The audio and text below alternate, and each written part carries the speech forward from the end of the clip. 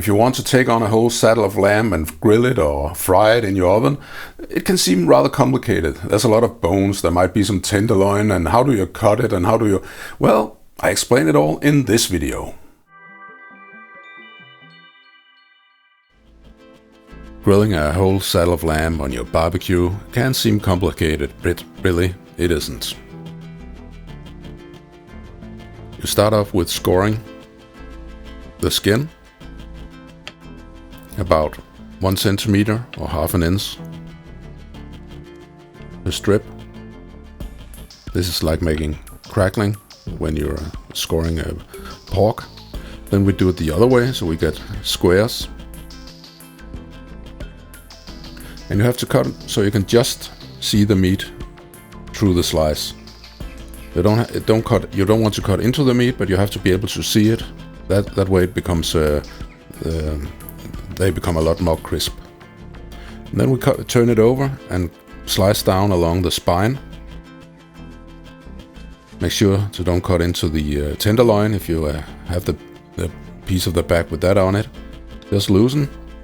And then we use a saw, a hacksaw, for instance, or a butcher saw if you're lucky enough to have that. But then you probably already know what to do with the lamb.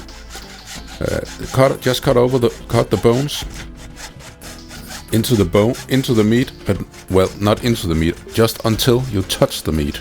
Only the bones.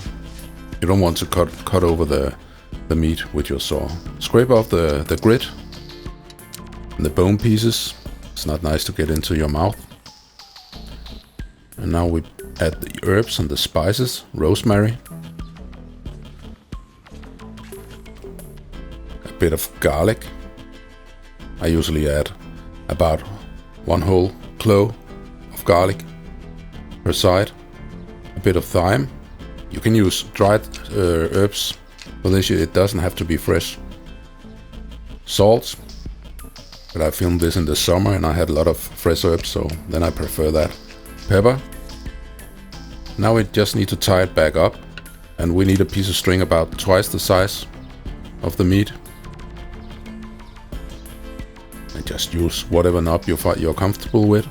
It's not that important, as long as it stays together. I use a surgical knot. But you have to look that up online how to do it. Now we have this nice, neat package where it's evenly thick all over. That makes it easy to grill evenly. Add the salt and the pepper. And perhaps a few spices. It's ready for the grill now, and so I have to make some fire. Well, at least some embers. I measure how much I'm going to use. I use 1 charcoal tray. Then I don't have to burn off too much charcoal. And I started up with my wok burner. It takes 10 minutes and it's easy and repeatable. And when they're glowing, put them into the charcoal tray. Well, actually I think I added a little more charcoal here as far as I can see. Put in the grill, so you can add some more charcoal if you have to. That's mainly if you buy some cheap coal or wood coal.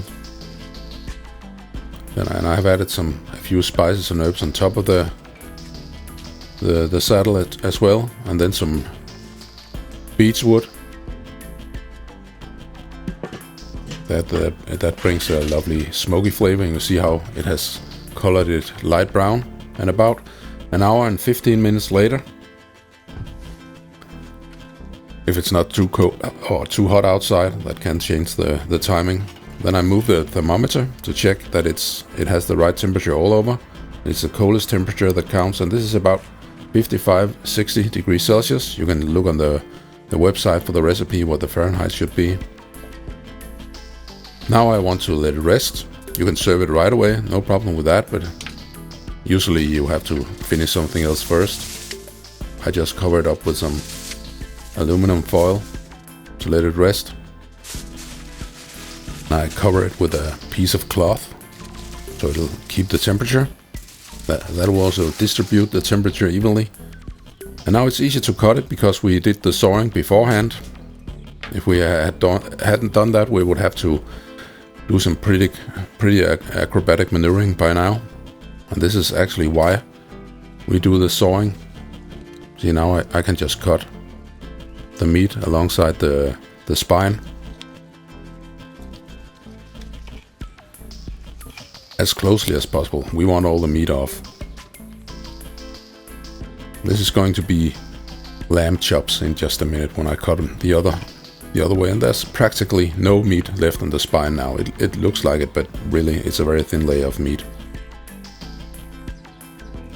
So I cut it into slices. See, they're nice and red. I like it like this. That was about 55 degrees. One bone per slice and about 2 slices per person. See? Saddle of lamb.